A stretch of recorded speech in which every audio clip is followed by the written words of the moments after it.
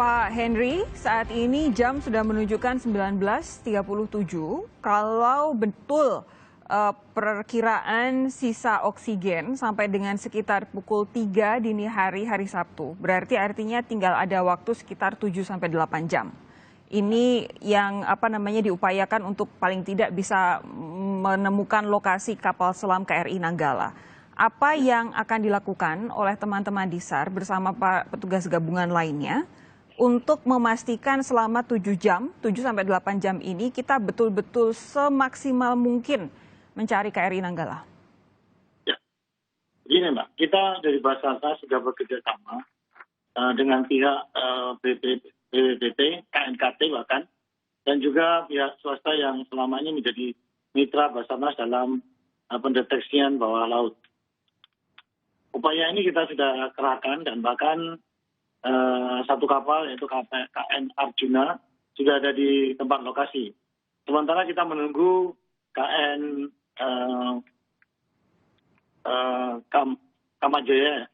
Kamajaya yang dari Makassar itu memiliki ROV. Namun ROV itu bisa dioperate kalau kapal selam itu sudah ditemukan. Nah, kita akan menjadi kesulitan ketika tadi kami mendapatkan informasi bahwa kapal selam ini belum tentu langsung turun ke dasar. Dia ada waktu melayang. Nah ini, ketika waktu melayang kita harus tahu arah kapal ini menuju arah heading berapa.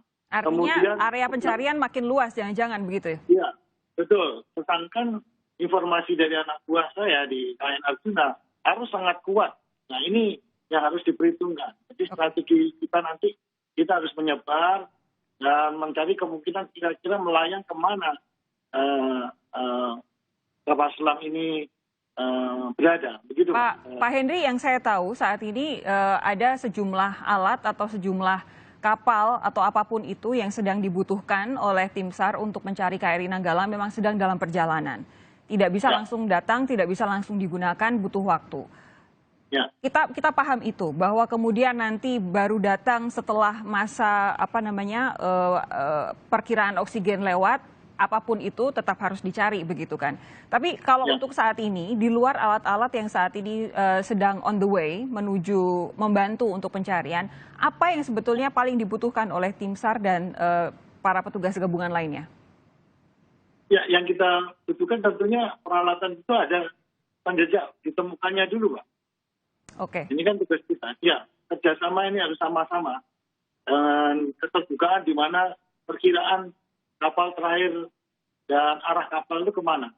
Tadi bisa disampaikan pada Bapak Ade bahwa kapal ini tentu masih tidak langsung turun ke bawah. Ini masih melayang. Ini yang harus kita temukan. Oke. Pak Ade, kalau dari tadi yang Anda sampaikan, kalau Pak Ade cukup optimistis bisa ditemukan ya? Ya, pertama kita keseharian operasi kapal selam itu selalu silent operation. Artinya mereka itu berdasarkan pada subnot, artinya notifikasi yang mereka buat akan kemudian menyelam, kemudian seminggu kemudian akan laporan gitu kan. Tetapi ini ada kegiatan latihan, artinya kapal selam itu pada saat menyelam dan persetujuan menyelam itu sudah kemudian loss of communication. Ini yang permasalahannya di situ kok. Sehingga kita memang bisa berasumsi terjelek, artinya kapal selam kemudian tenggelam ya. Dan tidak terkendali maksudnya. Ada kapal selam tenggelam tapi terkendali itu memang perilaku kapal selam pada saat menyelam. Tapi kalau kapal selam tenggelam dan tidak terkendali itu yang masalah. Betul. Apakah dia blackout atau malfunction dari klep-klep berkaitan dengan main balas untuk keseimbangan pengisian dan pengosongan tangki-tangki pada saat menyelam. Tetapi kalau saya lihat, mudah-mudahan dengan waktu yang ada itu, kita punya indikasi yang bagus berkaitan dengan penggunaan sensor yang dilakukan oleh kapal SAR. Karena di lapangan itu kapal yang memiliki sonar dari kapal Sigma sudah di lapangan, kemudian juga kapal dari PKR 105 buatan PT Pal yang juga memiliki sonar. Saya kira itu yang diefektifkan, artinya bisa mendeteksi kapal selam yang sedang menyelam, melayang di dalam air, demikian.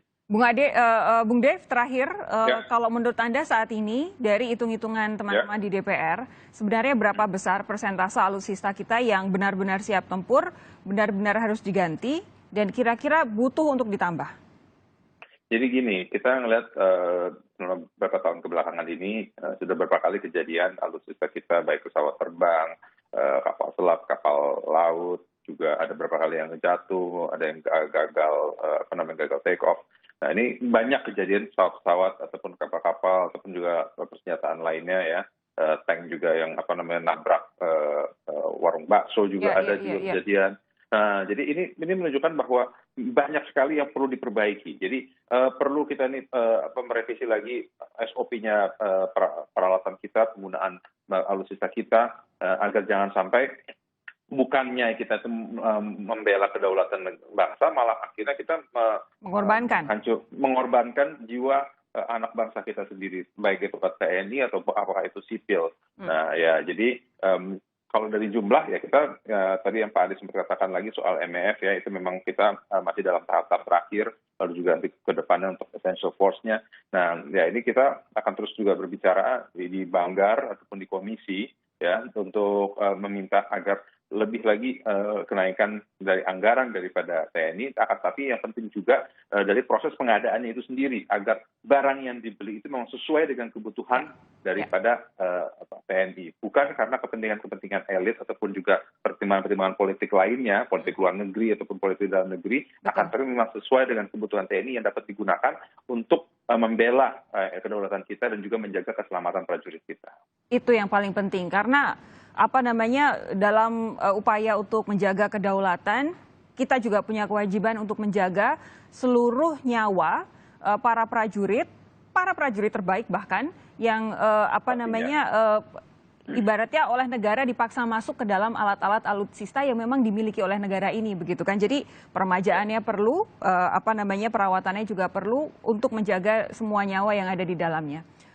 Pak Henry, terima kasih. Saya harapkan dalam beberapa jam ke depan Pak Henry dan teman-teman bisa mendapatkan kabar baik dari lokasi pencarian.